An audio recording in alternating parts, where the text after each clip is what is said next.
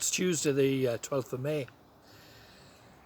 On Sunday night, Jill and I watched the Prime Minister give his statement about the future, and there was a real sense of anticipation, wondering what he was going to say.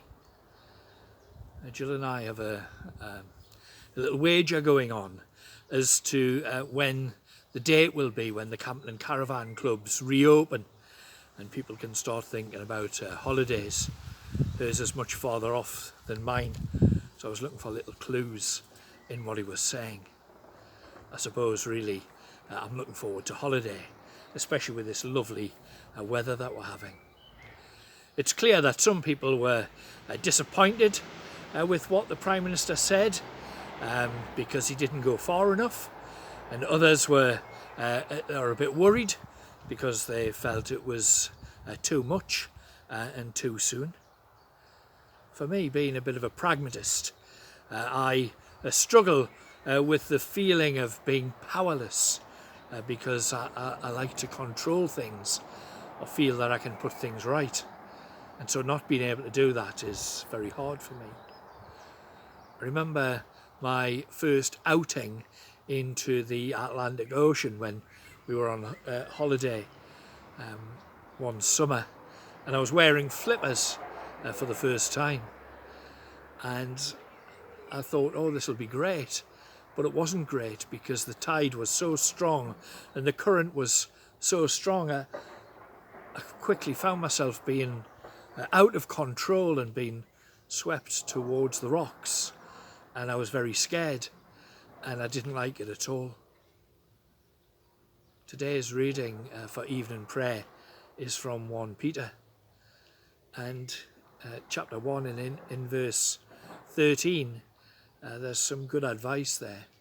It says this: therefore prepare your minds for action, be self-controlled, set your hope fully on the grace to be given you when Jesus Christ is revealed. And I think there's three things there that are useful for us to think about. The first, prepare your minds for action. However we feel about the changes that have been announced, we all have to face up to them. And we've come this far by working together as a community, coming together as a nation. And I think we need to pray for our government, for wisdom as they lead us. They're trying to do the best thing for everyone. We need to pray for our neighbours and for ourselves, for the strength to keep going. And of course I know that we're already doing those things, but we need to continue. The second thing is to be self-controlled. We need to continue living our lives, doing all we can to keep ourselves and other people safe, because there are still rules that need to be followed, people who need to be helped.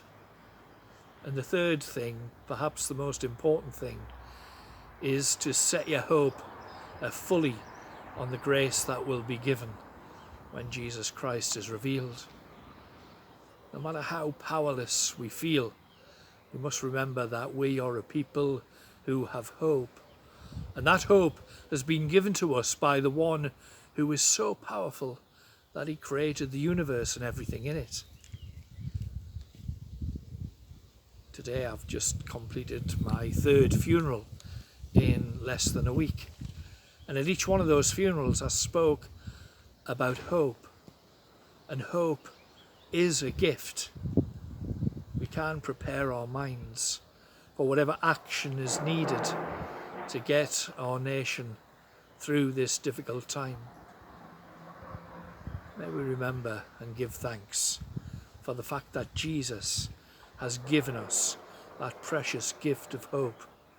Hope that helps us cope with whatever lies ahead. Let's remember, God really is with us. Bye for now.